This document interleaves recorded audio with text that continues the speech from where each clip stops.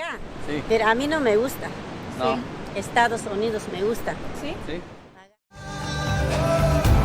Let's leave everything and go traveling. See what tomorrow brings. It's only a choice away. Let's back up and leave today. Let's see what tomorrow brings.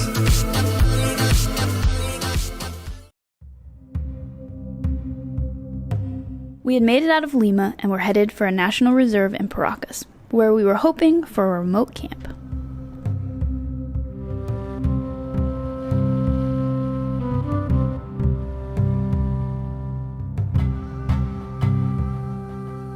Well, we made it to our national park. It was a fairly boring drive, not much to see, it's just kind of dirt, but now we've hit a little more sand dunes, but it's still just desolate and wide open. So we just entered the park, and now we're... I think boring, though, in the best way. Yeah.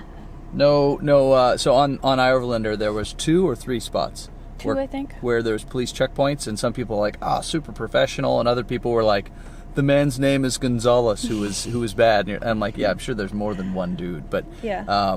But some cops, will try and get money from you, and others are very, very honest. But there was no checkpoints, so I think because it's wintertime and there's no one on the highway, that we just lucked out. So we're just looking at the map and some campsites our friends gave us. Thanks, Jonathan and Roseanne, for the pins. We're going to kind of head over to some of the spots they told us about and see where we want to camp tonight. Yeah, I think we'll be in the sand dunes. I think that's safe to say. Yes. Because I don't see anything else anywhere. No. So.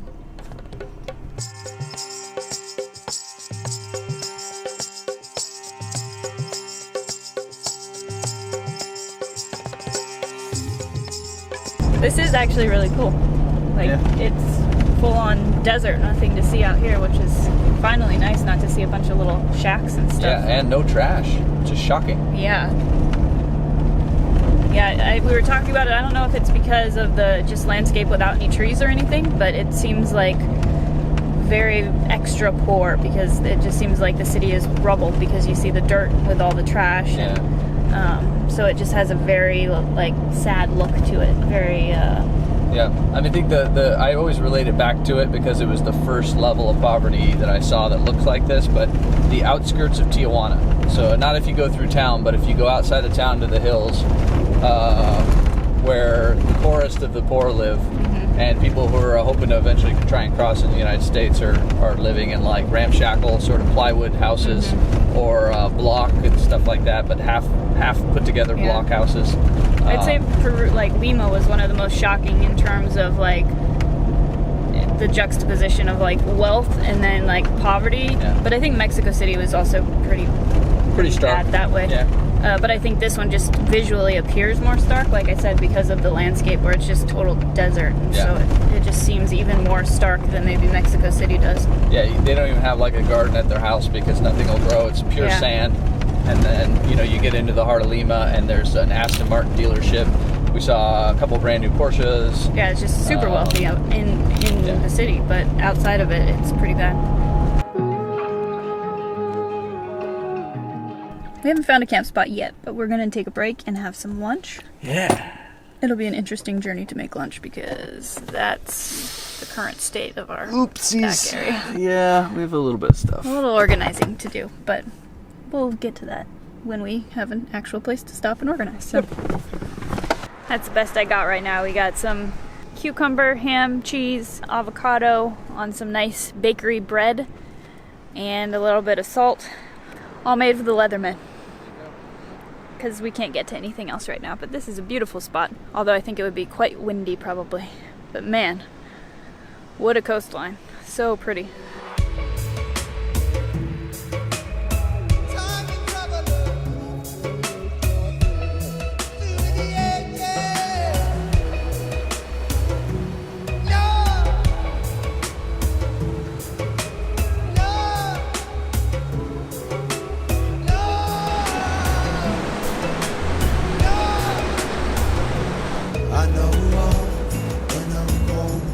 I know love, so love, love.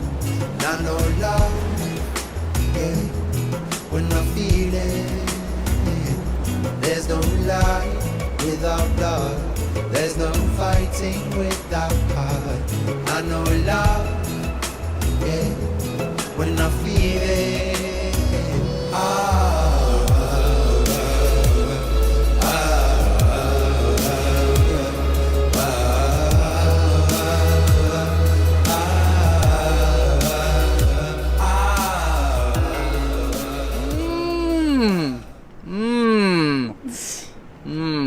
Magical. That's yummy. Is it? Yeah, it is actually. I missed our little meals on the road. Yeah, me It was too. our first back of the truck meal since we've been back. Goose made meal. Mm-hmm.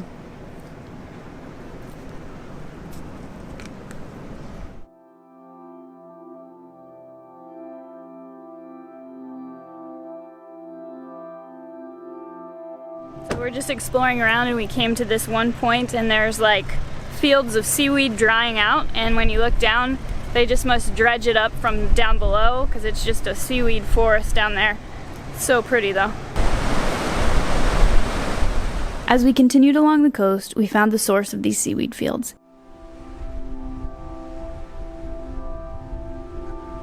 We watched as they worked. There were a few guys down below at the water's edge who gathered the seaweed. They then attached it to a steel cable, which was connected to a truck which was sitting up above on the bluff. Once they gave the word, the truck backed up, pulling the bundle of seaweed up. They then spread the bundle out to dry, thus creating the aforementioned seaweed field. I couldn't help but wonder how many times a day they repeat this process. We were still curious, so we walked over to say hello and get the scoop. Hola. Hola. Ah, ¿Cómo te llamas? Hilda. Hilda. Timoteo. Timoteo. Sí. Y Kelsita. ¿Cómo? Kelsita. Calcita. Sí. Yo sé 12 idiomas. Español, quechua. Quechua. Ah. Quechua is a language spoken by many of the indigenous people of South America. It originated in Peru. In fact, it is what the Incas spoke. There are now many dialects of Quechua spread across South America, but in Peru, Quechua is the official second language, even though only 4.4 million people out of the 32 million population speak it. Although I have to say I would have guessed a much larger portion of the population spoke this native tongue because in most of the remote areas we wandered through, in Peru as well as all the nearby countries, it seemed the majority of people we ran into were indigenous and spoke Quechua. Anyway, random little facts that I find super interesting. Acá. Sí. Pero a mí no me gusta. No. Estados Unidos me gusta. Sí. Sí. A ganar más plata. Acá no hay plata. Hilda explained that this was her family. She had grown up doing this. She told us that the seaweed has a variety of uses, from food to fertilizer and cosmetics. She also made it very clear that she really, really wanted to go to the U.S.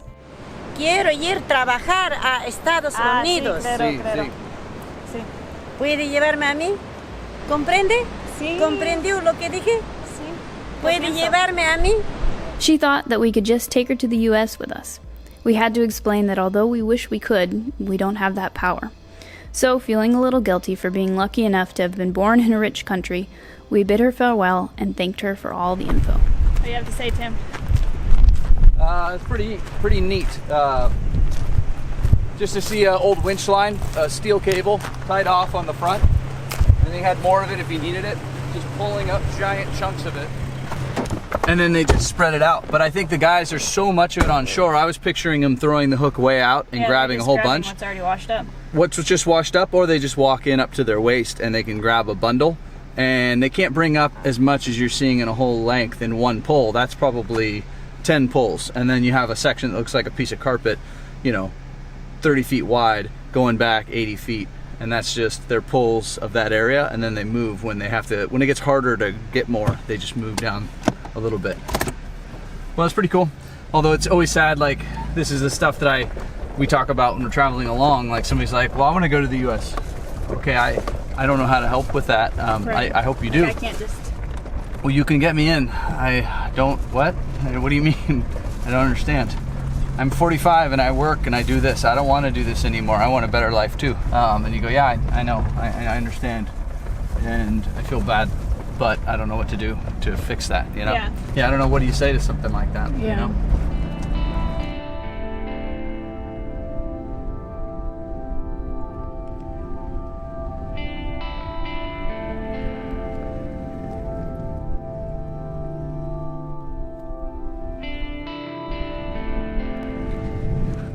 It's a little windy. We pulled off and kind of off the little track that we were on, kind of up into the dunes, and looking for a place that maybe will be a little bit more protected from the wind. But we'll see how lucky we get. We're just getting out to walk and kind of see what's around and maybe what's less windy. We'll see.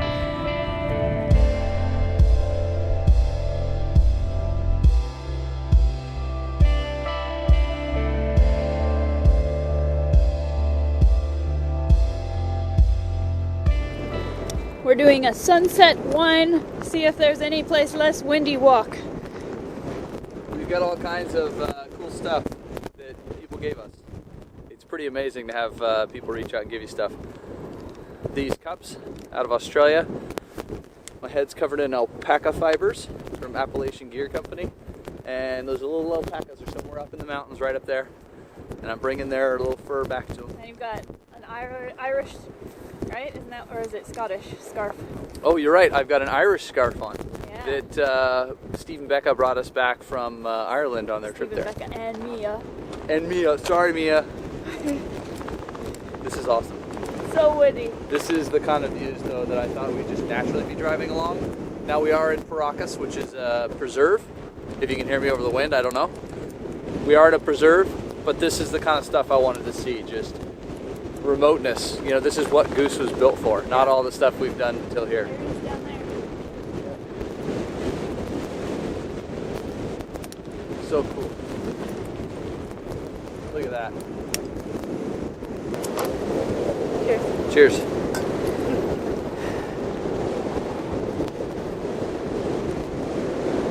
Awesome. It's beautiful. Yeah. Very windy.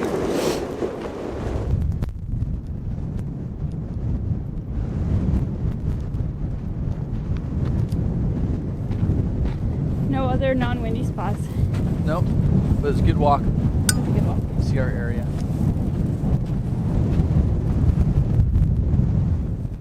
All right.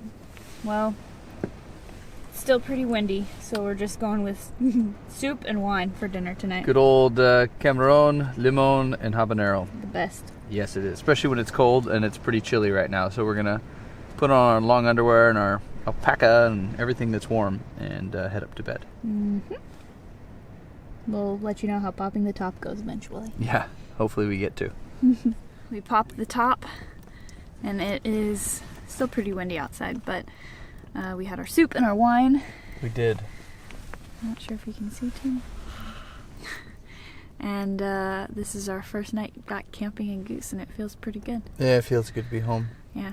It's funny how we're in a windstorm. It is cold out, and it feels like home. It feels good to be back. I mean, 50 nights of cold wind, I'm sure would be going, oh, it's time to get an Airbnb. But tonight it feels like coming home. I love it. Yeah. All the routine and stuff that we've been used to, it's good to be back to it. So that's all for now. Good night. Thanks for watching, and as always, give us a like if you enjoyed the video. Leave a comment, and if you're not already subscribed, hit that subscribe button.